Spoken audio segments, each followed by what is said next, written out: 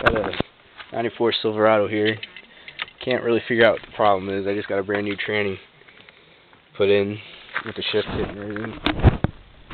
This problem a few months ago, but they put some Lucas oil stabilizer and did some oil work into it, and the problem went away. It seems like my oil gauge fluctuates, and when that happens, I start getting an engine knock, and I'm pretty worried about it. But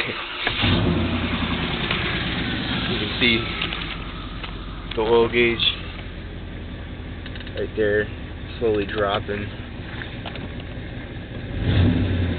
and it's dropping, it drops down. Sometimes it'll drop to 0, and then I'll get the check gauge light which comes on. Not for very long. See, it's down. This is worrisome because I just put $4,000 into this damn thing.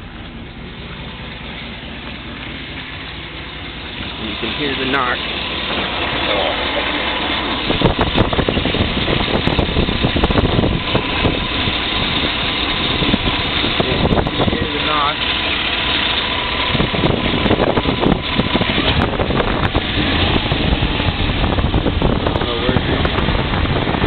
Sounds like from right here on the right side, but I'm not quite sure. I need to clean the carrier up for sure, but I'm not quite sure where it's coming from. I hope somebody knows. I don't want this to be a big problem. I'm going to do an oil change tomorrow probably, but yeah, I don't know.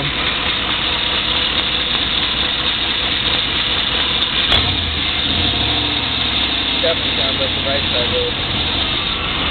But we'll see. I hope it's not. And you'll see the oil gauge again fluctuating. See, I don't know. I'm really hoping it's nothing big. So there's the mileage. Transmission's got brand new, like maybe 100, 200 miles on it. So if you guys can get back to me, I'd really appreciate it.